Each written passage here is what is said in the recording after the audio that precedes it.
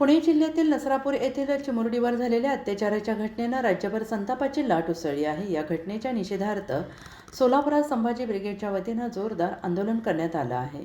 शहरातील 4 हुतात्मा चौकात आंदोलन करत कार्यकर्त्यांनी आरोपी भीमा कांबळे याचा प्रतिकात्मक पुतळा जाळून निषेध व्यक्त केला। आंदोलनादरम्यान राज्यातील वाढत्या महिला अत्याचाराच्या घटनांवर तीव्र नाराजी व्यक्त करण्यात आली।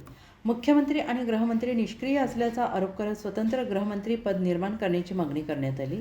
तसेच महिला अत्याचार प्रकरणांसाठी जलदगती न्यायालय स्थापन करावीत, राज्य शासनाने तात्काळ विशेष अधिवेशन बोलवावे आणि महिलांच्या सुरक्षेसाठी कठोर कायदा करावा अशा मागण्या करण्यात आल्या। ब्रिगेडच्या कडून भीमा कांबळेचा आज हुतात्मा चौकामध्ये त्याचा पुतळा जाळला आहे। आज जर या सरकारनं जर त्यांच्याकडून जर फाशी शिक्षा होत नसेल, नाहीतर अशी जर होत नसेल तर आमच्या स्वाधीन करावं, संभाजी ब्रिगेडचे स्वाधीन करावं। मग त्याला दाखवतो की आम्ही जिथं घडलंय तिथं आमच्या चिमुरडीला त्यानं असा अत्याचार केला आहे, तिथंच त्याला असं गवऱ्या ठेवून त्याच्यावर पेटवून देऊ आम्ही संभाजी ब्रिगेडच्या वतीनं एवढंच सांगतोय। तुमचं नाव काय? संभाजी भोसले, संभाजी ब्रिगेड जिल्हाध्यक्ष। ठिकाणी लहान मुलं अल्पवयीन मुलीवर अत्याचार होते, काय भूमिका असेल शासनाकडे, काय मागणी असेल?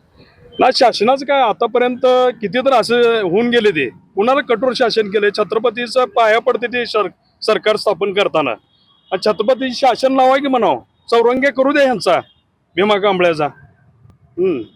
ओके। पुणे जिल्ह्यातील नसरापूर या ठिकाणी माणसाच्या रूपात राहणाऱ्या राक्षसांनी म्हणजेच भीमा कांबळेंनी एका 3.5 ते 4 वर्षाच्या छोट्या मुलीचा निर्घृणपणे तिच्यावरती अत्याचार करून तिची हत्या करून शेणाच्या ढिगाऱ्याखाली पुरलं। त्यासाठी आज संभाजी ब्रिगेड सोलापूरच्या वतीने हुतात्मा चौक या ठिकाणी भीमा कांबळेचा पुतळा जो आहे तो जाळण्यात आलेला आहे। आज आपण पाहत आहोत महाराष्ट्रामध्ये लहान मुलींवरती होणारे जे अत्याचार आहेत ते वाढतच चाललेले दिवसांदिवस। याचं कारण म्हणजे या भारतातील न्याय व्यवस्था। कारण एखादा गुन्हा घडला की त्या ठिकाणी आरोपी लगेचच सापडतो, परंतु त्याला पोलीस कोठडी, न्यायालयीन कोठडी ह्या ज्या कायदेशीर प्रक्रिया आहेत ह्या प्रक्रियांमध्ये वर्षानुवर्षे वेळ लावतात। 2-2, 4-4 वर्ष, 10-10 वर्ष वेळ लावतात आणि ह्यानंतर हे आरोपी मोकाट सुटले जातात। बाहेर जर आले तर जनता ह्या पीडित कुटुंब जे आहे त्या आरोपींना सोडत नाही, परंतु जेलमध्ये तुरुंगात जर राहिले तर ह्याची सर्व व्यवस्था केली जाते। पाहून एवढं वाईट वाटतं की ह्या भारतातली जी न्याय व्यवस्था आहे, जे सरकार आहे ते या आरोपींना पाठीशी घालते की काय, त्यांचं पालन पोषण करते की काय। एक प्रकारे यांनी सगळ्यांनी आरोपींना खतपाणी घातल्यासारखं होत आहे। त्यामुळे जे मुलींवरचे जे अत्याचार आहेत ते वाढत चाललेले आहेत। काय मागणी आहे तुमची?